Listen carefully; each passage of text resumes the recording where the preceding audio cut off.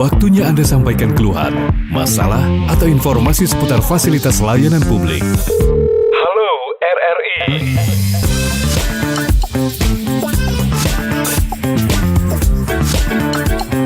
Halo RRI.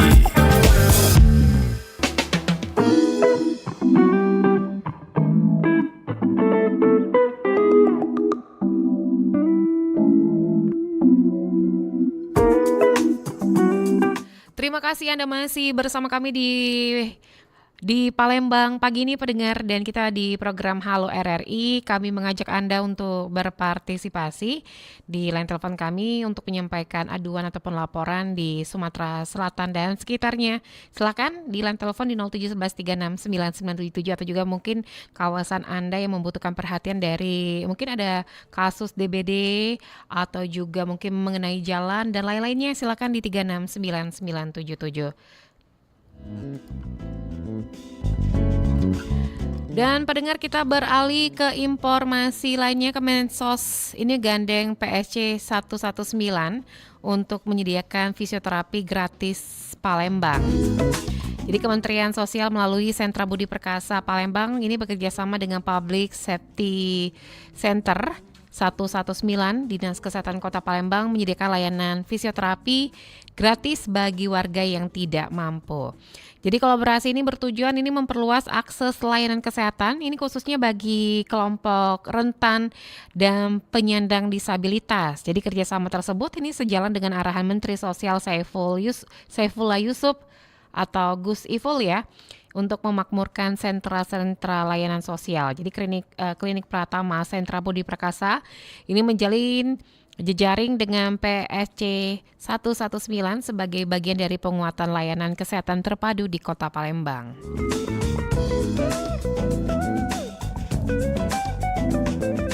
Kepala Sentra Budi Perkasa Gini Toporindo ini mengungkapkan bahwa PSCC 119 Palembang ini merupakan layanan kegawat daruratan medis 24 jam yang dapat diakses gratis melalui nomor 119.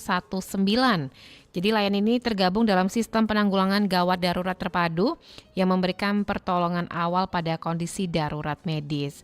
Ditambahkan gini bahwa kolaborasi ini efektif berjalan sejak Januari 2026 dengan berbagai layanan terapi ya, antara lain fisioterapi, terapi wicara, okupasi terapi, ortosis prostesis, konsultasi psikologi, serta pemeriksaan kesehatan dasar.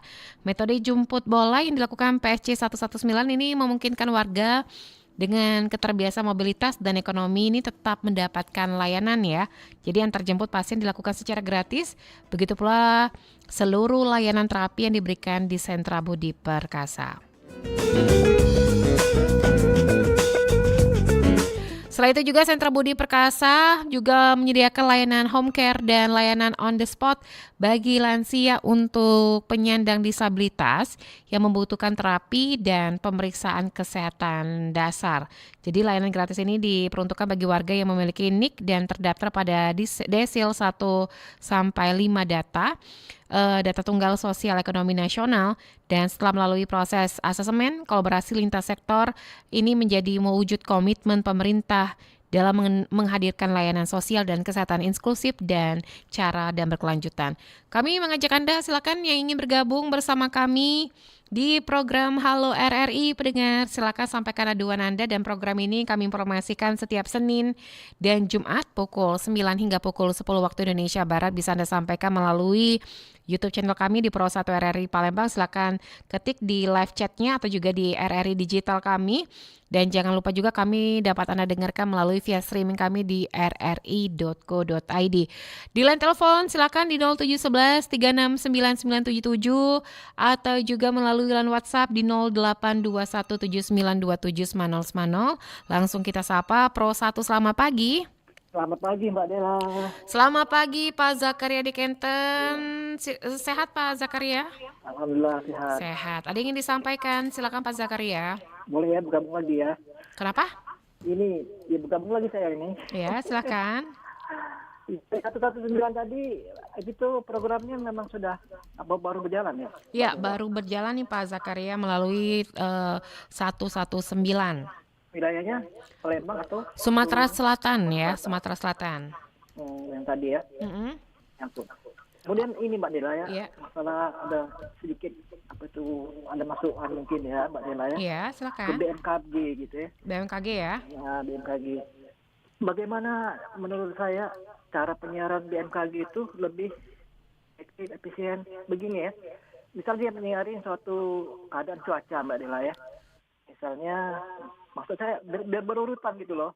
Misalnya dari Palembang ya, Banyuasin, mesti Banyuasin kayak gitu. Langsung yang ke yang lain-lain ke kayu segala macam. Iya. Ya kadang-kadang begini saya dengar, beritanya cuaca ini, tapi itu sama sebenarnya. Tapi dimulainya dari ini dulu, dari Iya. Linggau, dari Mhm. Lahat, Baik. Banyuasin, balik Mhm. lagi ke Iya. ini ke kayu, balik lagi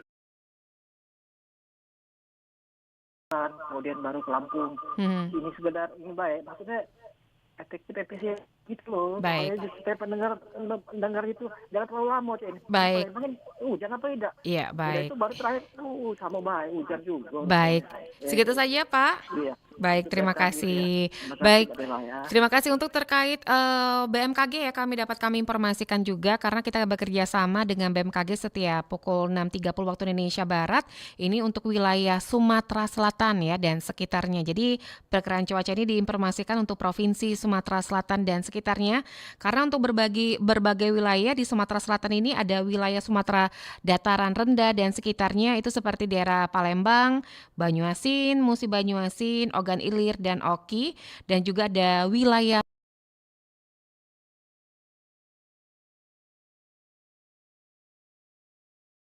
sampaikan pada setiap pagi pukul 6.30 itu perkiraan cuaca dari BMKG Provinsi Sumatera Selatan. Baik, silakan untuk Anda yang ingin bergabung kembali di line telepon kami di 0711369977 atau juga untuk Anda yang sedang mendengarkan Pro 1 ada keluh dan kesah mengenai layanan publik, akses jalan dan lain-lainnya boleh di 0711369977 atau di 0821792790. Beralih ke informasi lainnya ke ruang dengar Anda pendengar. Untuk informasi selanjutnya untuk mengumpulkan Babin Kamtibnas, Kapolres Muba instruksikan perkuat pelayanan publik ya. Jadi Kepala Kepolisian Resor Musi Banyuasin AKBP Ruri Prastowo ini mengumpulkan ratusan personil Babin Kamtibnas jajaran Polres Muba untuk menerima pengarahan strategis terkait peningkatan kualitas pelayanan dan keamanan masyarakat. Jadi sebanyak 120 personil Babin Kamtibnas hadir langsung dalam kegiatan yang digelar pada Rabu 28 Januari sekitar pukul 9 waktu Indonesia Barat di Sekayu di Musi Banyuasin. Jadi dalam arahannya Kapolres Muba menekankan pentingnya peran Babin Kamtibnas sebagai ujung tombak Polri yang bertujuan langsung dengan kehidupan sosial masyarakat. Juga diharapkan seluruh Babin Kamtibnas Polres Muba semakin profesional, humanis, dan responsif dalam menjaga keamanan serta ketertiban di wilayah Musi Banyuasin. Menurutnya Babin Kamtibnas memiliki posisi strategis dalam menjaga stabilitas Kamtibnas karena berhadapan langsung ya dengan beragam persoalan warga mulai dari konflik sosial hingga masalah keamanan lingkungan. Dan sementara itu Kasat Binmas Polres Muba AKP Beni Okimu selaku pembina Babin Kamtibnas jajaran Polres Muba menjelaskan bahwa pengarahan tersebut merupakan bagian dari penguatan 8 program Kapolres yang wajib diterapkan di wilayah binaan masing-masing. Ia juga menambahkan bahwa keamanan dan ketertiban masyarakat ini akan terwujud apabila Babin Kamtibnas mampu mengelola setiap permasalahan dengan baik serta bisa menjalin kerjasama dengan seluruh elemen masyarakat. Dan silakan untuk Anda yang ingin bergabung kembali bersama kami di program Halo RRI di 369977 atau juga melalui line WhatsApp di 0821792790. Kita break sejenak ya dan tetaplah bersama kami di Pro 1 RRI, kanal informasi dan inspirasi.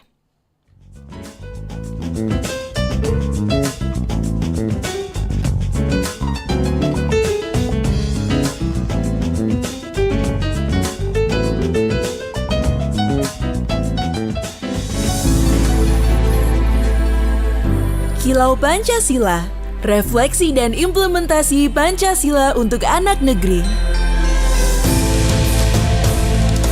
Saudara dan saudari sebangsa dan setanah air. Hari-hari ini, jika kita renungkan bagaimana kehidupan berbangsa dan bernegara, satu hal yang kemudian sangat kita rindukan adalah tumbuhnya jiwa patriotik pada rakyat Indonesia. Negara bangsa ini yang dinamakan Republik Indonesia ada dan terlahir karena sikap-sikap patriotik dari para pendiri bangsa. Mereka yang mau mengedepankan kepentingan negara dan bangsa di atas kepentingan pribadinya. Mereka yang mau berjuang dengan tulus memberikan yang terbaik untuk kemuliaan, kebahagiaan, dan kesejahteraan bersama. Masih mungkinkah kita yang hidup di masa kini punya jiwa patriotik? Tentu saja ini perkara pilihan.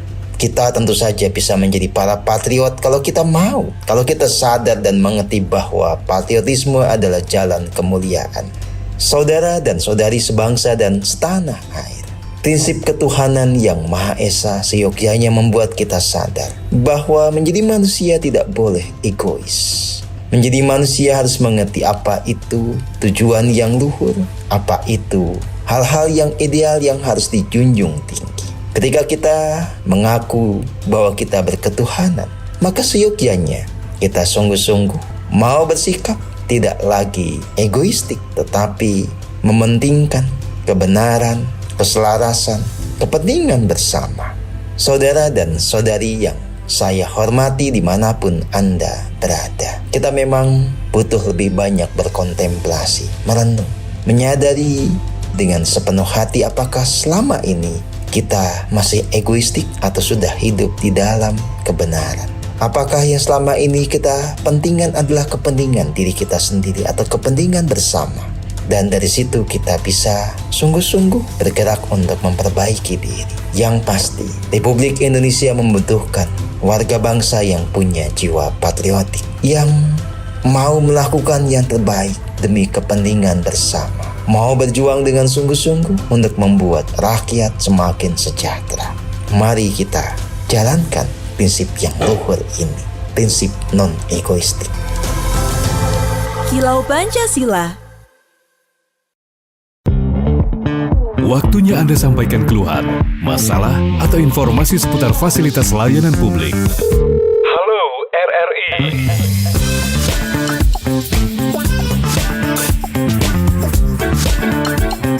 Halo RRI.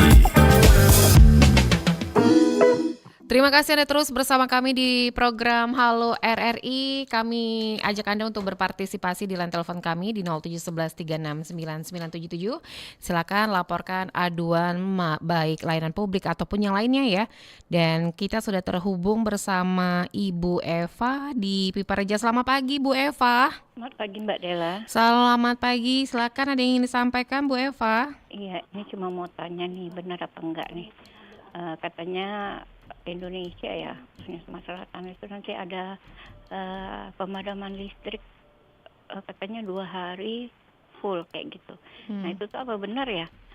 Soalnya kalau sudah menyentuh listrik itu ya mungkin ke air PDAM juga berdampak ya? Dampak, iya. Nah itu benar apa enggak itu? Cuma itu aja. Makasih ya. Baik, terima kasih ada Bu Eva di Peperaja dan kita juga sudah terhubung bersama Humas PLN UIT S2JB ya, bersama Pak Iwan Aristiadi. Selamat pagi Pak Iwan. Halo Pak Iwan. Baik, terputus ya. Dan kita juga akan menanyakan langsung ya bersama Humas PLN UIT S2JB. Ada Pak Iwan Aristiadi.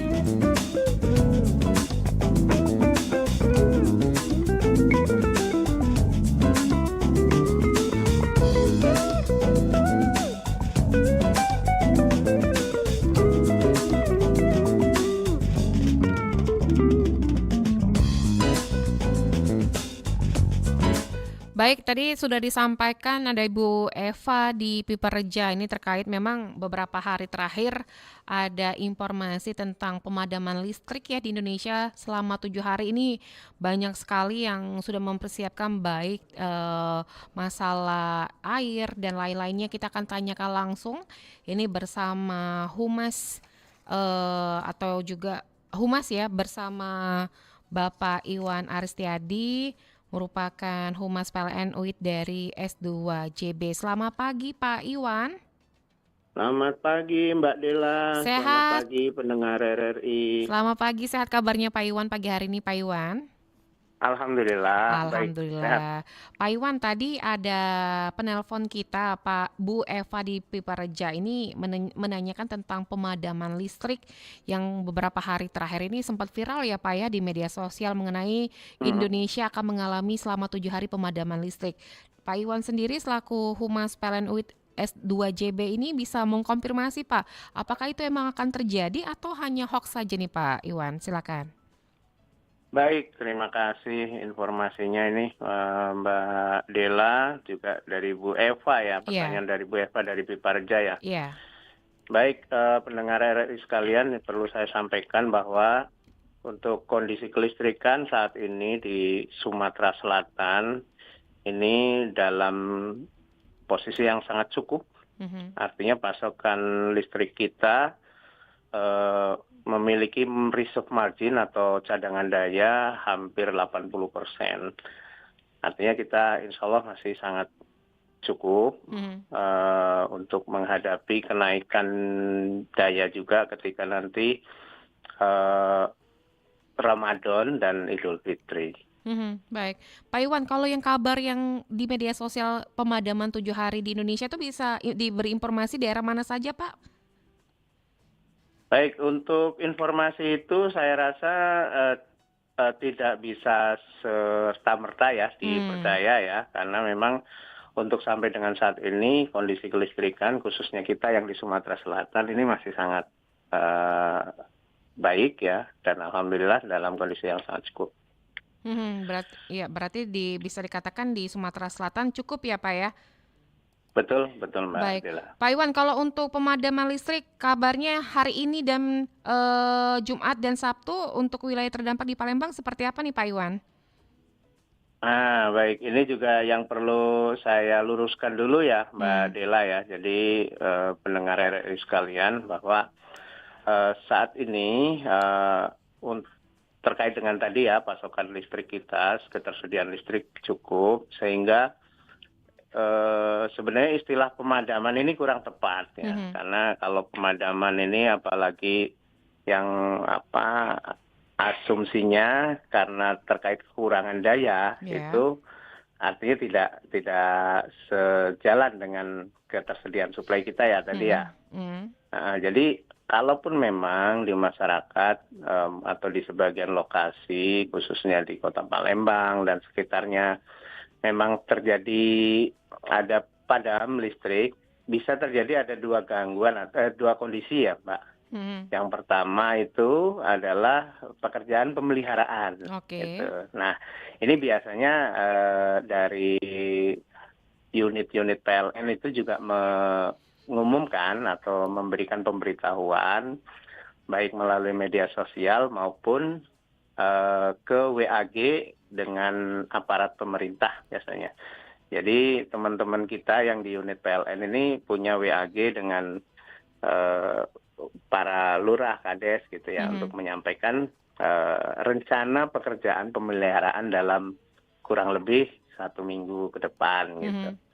Nah terkait dengan pekerjaan pemeliharaan ini tentu PLN berupaya untuk seminimal mungkin terjadinya padam, gitu ya. Artinya kalau bisa tidak padam, kita upayakan tidak padam. Kalaupun memang harus padam demi alasan keselamatan, maka kita akan mengupayakan padamnya itu pada lokasi yang seminimal mungkin. Nah, itu yang pertama ya. Kemudian biasanya kalau padam terjadi, yang kedua penyebabnya karena gangguan, Mbak.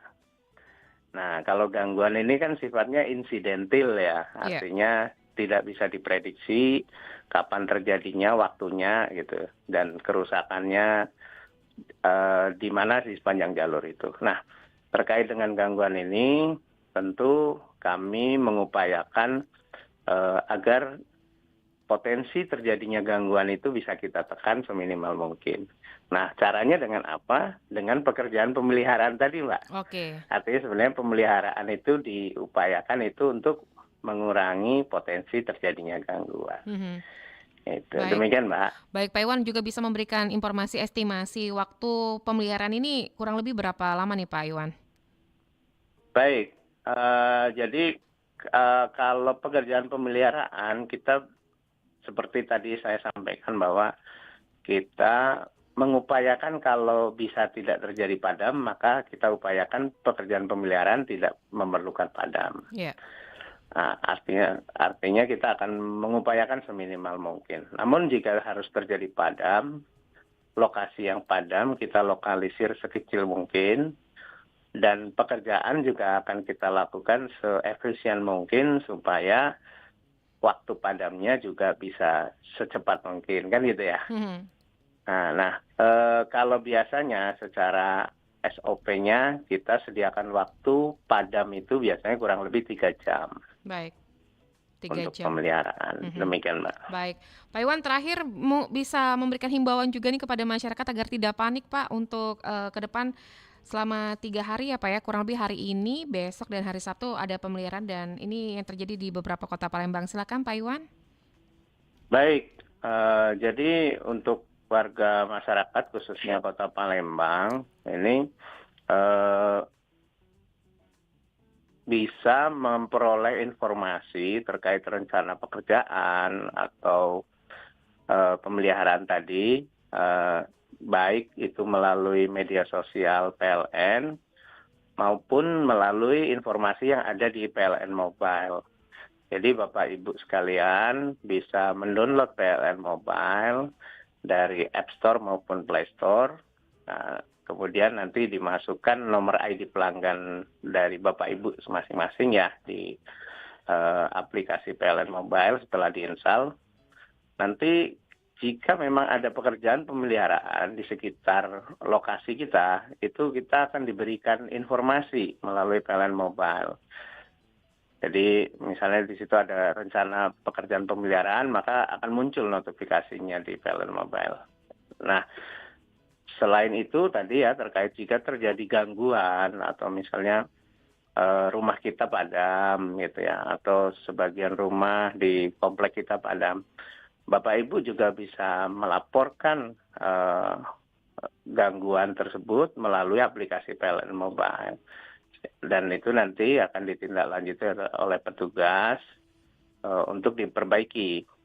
Nah, aplikasi PLN Mobile ini nanti Bapak Ibu bisa memantau progres yang dilakukan oleh petugas langsung secara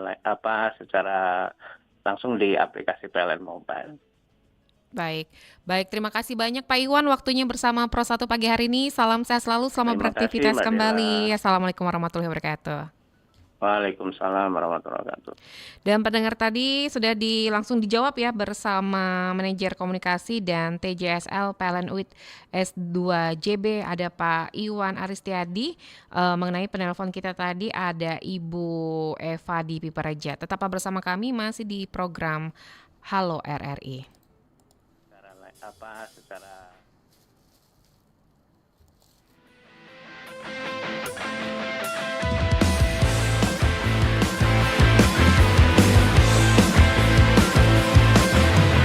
Janganlah kau tanyakan besarnya cintaku, ku persembahkan untukmu hanya kepadamu. Oh, dan janganlah kau ragukan luasnya cintaku yang putih tulus untukmu hanya kepadamu. Luasnya laut tak seluas cinta yang ku punya, tak sedalam cinta yang ku rasa, cintaku satu untukmu. Tingginya langit, tak setinggi kasih yang ku punya, tak setinggi kasih yang rasa, cintaku satu untukmu. Seperti mati lampu ya sayang, seperti mati lampu. Cintaku tanpamu ya sayang, bagai malam tiada berlalu. Seperti mati lampu ya sayang, seperti mati lampu. Cintaku tanpamu ya sayang, bagai malam tiada berlalu.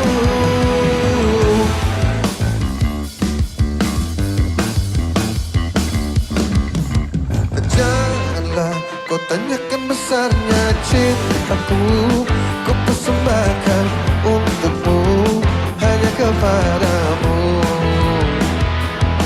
Luasnya laut dan seluas cinta yang ku punya, dan sedalam cinta yang ku rasa, cintaku satu untukmu. Tinggi langit dan setinggi kasih yang ku punya, dan setinggi kasih yang ku rasa, cintaku satu untukmu. Seperti mati lampu ya sayang, seperti mati lampu. Cintaku tanpamu ya sayang, bagai malam tiada berlalu. Seperti mati lampu ya sayang, seperti mati lampu. Cintaku tanpamu ya sayang, bagai malam tiada berlalu.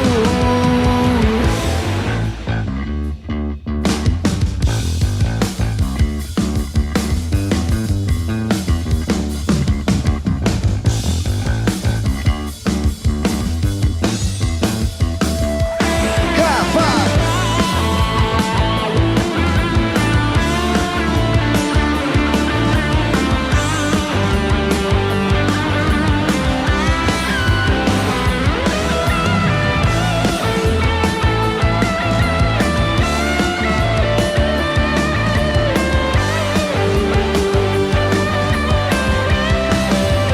Seperti mati lampu ya sayang, seperti mati lampu.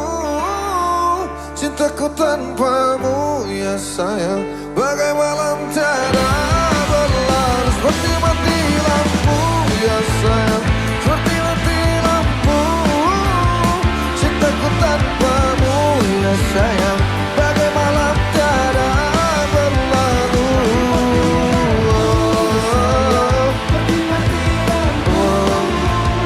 Cintaku tanpamu ya sayang, bagai malam tiada berlalu.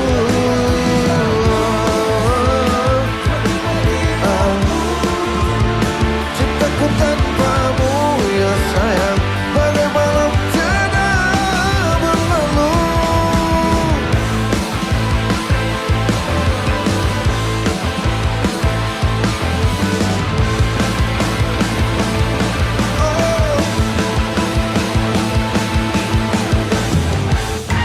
Pastikan Anda berada di frekuensi yang tepat untuk mengikuti seluruh ragam acara RRI Palembang yang bisa Anda dengarkan di seluruh jangkauan siar yang ada di Sumatera Selatan. Pro 1 RRI Palembang 92,4 MHz, Pro 2 91,6 MHz, Pro 4 88,4 MHz, Pro 5 89,2 MHz, Pro 3 93,7 MHz. Stasiun Relay Belitang 97,6 MHz, Stasiun Relay 4 Lawang 98,9 MHz, Stasiun Relay Indralaya 93,9 MHz, Stasiun Relay Lahat 90,2 MHz, Stasiun Relay Lubuk Linggau 95,1 MHz, Stasiun Relay Muara Beliti 90,0 MHz, Stasiun Relay Muara 2 88,7 MHz, Stasiun Relay Musirawas Utara 93,5 MHz, Stasiun Relay Pagar Alam 97,7 MHz, Stasiun Relay Penukal Abab Lematang Ilir 89,0 MHz, Stasiun Relay Prabu Muli 99,9 MHz, dan Stasiun Relay Sekayu 90,3 MHz.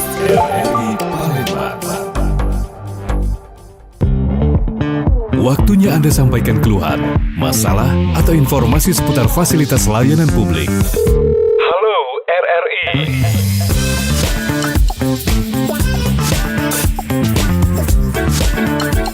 Halo RRI.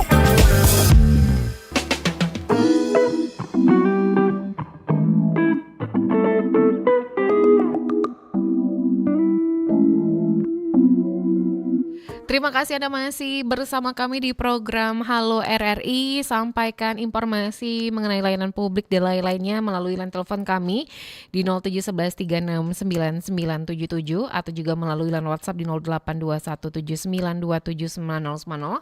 Program Halo RRI setiap hari Senin dan Jumat pukul 9 waktu Indonesia Barat hingga pukul 10 waktu Indonesia Barat. Anda juga bisa menyampaikan melalui RRI Digital, YouTube channel kami di Pro 1 RRI Palembang, dan melalui aplikasi kami RRI Digital bisa Anda unduh di Play Store atau juga di App Store. Beralih ke informasi lainnya, pendengar, dari rri.co.id, Dinas Kesehatan Kota Palembang mencatat 94 kasus demam berdarah dengue selama Januari 2026. Jadi jumlah itu naik dari Januari 2025 yang tercatat sekitar 70 kasus. Jadi peningkatan kasus DBD ini terjadi di hampir seluruh kecamatan, dan 3 wilayah dengan kasus tertinggi adalah daerah Sukarame, Pelaju, dan Ilir Barat 1. Kepala Bidang Pencegahan dan Pengendalian Penyakit Dinkes Palembang Yudi Setiawan ini menyebutkan bahwa peningkatan ini perlu perhatian serius, terutama di wilayah dengan angka kejadian tinggi dan curah hujan ekstrim ya. Jadi menurut Yudi, curah hujan tinggi ini mempercepat terjadinya perkembangbiakan nyamuk Aedes aegypti, dan genangan air ini menjadi tempat ideal nyamuk berkembang biak dan cepat. Dan Kecamatan Sukarame ini mencatat 20 kasus tertinggi di Palembang, dan disusul Pelaju dengan 11 kasus dan IB1 sebanyak 9 kasus. Dinkes menghimbau warga rutin melakukan pemberantasan sarang nyamuk melalui gerakan yang mencakup menguras, menutup, menyingkirkan, dan mendaur ulang barang bekas. Selain 3M+ tersebut, Dinkes juga mengerahkan tenaga promosi kesehatan, kader, dan pemantauan jentik. Jadi edukasi ini digencarkan di 42 kecamatan bersama RT, kelurahan, dan warga. Dan untuk fogging hanya dilakukan jika ditemukan kasus DBD dan adanya nyamuk penular. Dan Yudi juga menyebutkan bahwa fogging tanpa PSN tidak efektif pencegahan penyebarannya ya. Dan kita beralih ke informasi lainnya, pendengar.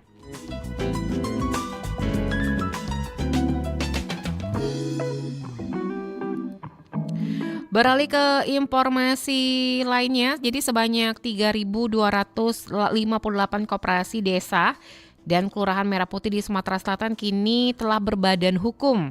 Program ini memasuki tahap kedua berupa pembangunan gerai usaha koperasi.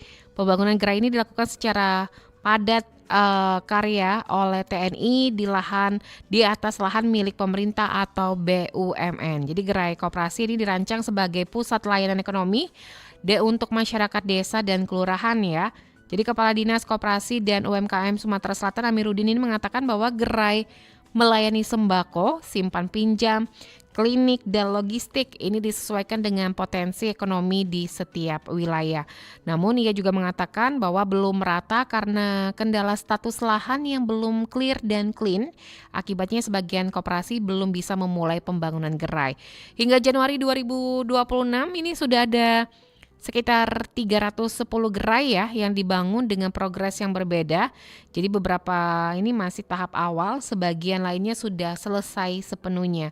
Amiruddin menyebut 2 gerai di Kota Palembang telah rampung 100% di Kecamatan Semata Borang dan Kelurahan Kebun Bunga, dan ia juga mengatakan akan dilibatkan dalam kemitraan dengan BUMN dan program makan bergizi gratis khususnya dalam distribusi bahan pokok dan layanan logistik pangan.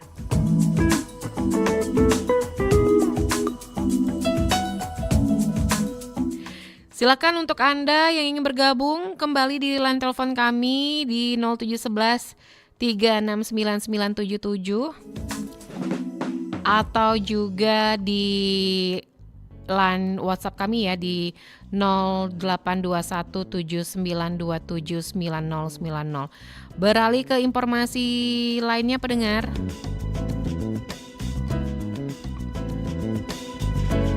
Komisi 1 DPRD Kabupaten Musi Banyuasin ini menyoroti disiplin aparatur sipil negara. Dan ini juga mengingatkan agar tidak ada lagi ASN yang bermain media sosial ya, khususnya TikTok pada jam kerja. Jadi penegasan ini disampaikan dalam rapat dengar pendapat evaluasi kinerja perangkat daerah tahun 2025. Jadi rapat dengar pendapat ini berlangsung di ruang rapat Komisi 1 DPRD Muba Senin 19 Januari 2026 yang lalu. Jadi kegiatan tersebut dihadiri pemerintah Kabupaten Muba yang diwakili Asisten Bidang Administrasi Umum Setda Muba Aidil Fitri. Jadi dalam rapat tersebut dipimpin langsung Ketua Komisi 1 DPRD Muba Indra Kusuma Jaya. Terus juga sejumlah anggota Komisi 1 DPRD Muba serta para kepala bidang di lingkungan Setda Muba ini juga turut mengikuti rapat tersebut. Dalam arahannya Komisi 1 DPRD Muba, Indra ini menekankan pentingnya peningkatan kinerja aparatur pemerintah daerah. Jadi fokus utama diarahkan pada kualitas pelayanan publik yang dinilai harus semakin profesional dan bertanggung jawab. Selain itu juga Indra juga meminta Pemkab Muba memberikan perhatian serius terhadap tambahan penghasilan pegawai bagi para lurah. Dan kebijakan tersebut dinilai perlu dikaji secara adil dan profesional sesuai beban kerja. Dan Komisi 1 DPRD Muba secara tegas ini mengingatkan agar ASN tidak menggunakan media sosial saat jam kerja. Perilaku tersebut dinilai dapat mencederai etika pelayanan publik dan menurunkan citra birokrasi pemerintah. Komisi 1 DPRD Muba juga berharap bahwa sinergi antara legislatif dan eksekutif tetap terjaga.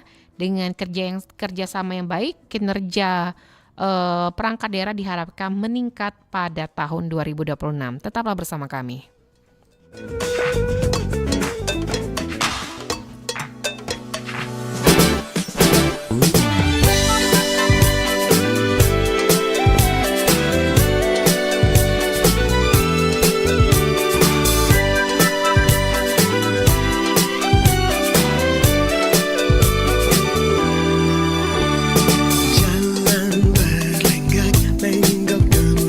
Langkah dan tanggung tinggi semua.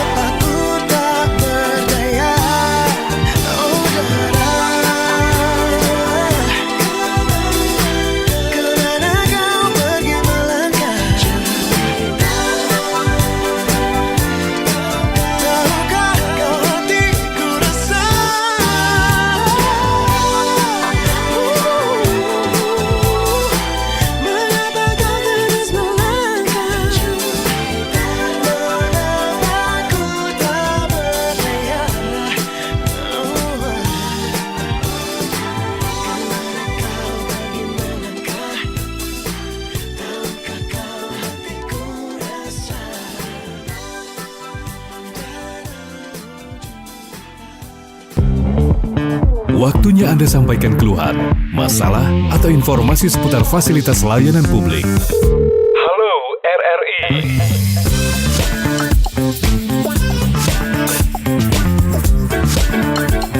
Halo RRI.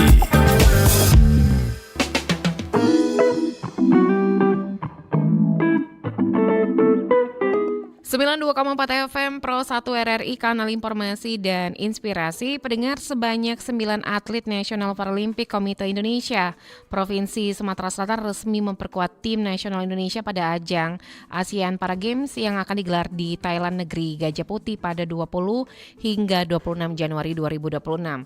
Ke-9 atlet tersebut akan turun di sejumlah cabang olahraga unggulan, mulai dari para renang, para catur, para atletik, para tenis meja, hingga 10 pin bowling ya.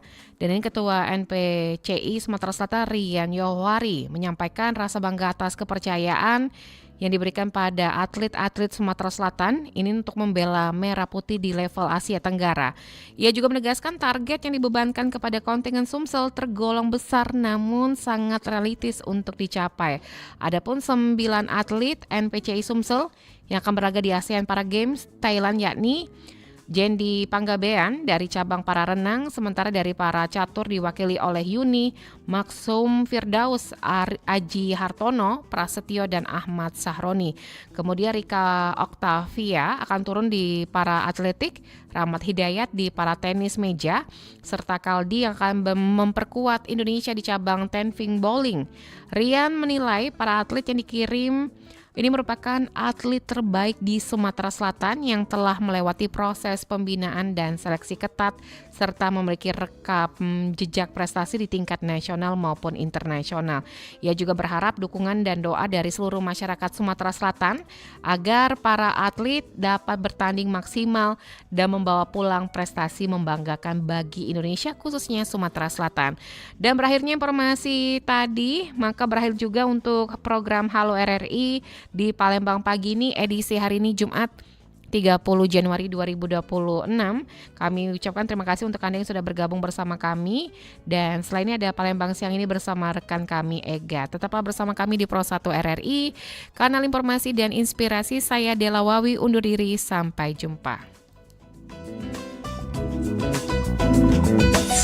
92,4 FM Pro 1 Palembang, kanal informasi dan inspirasi.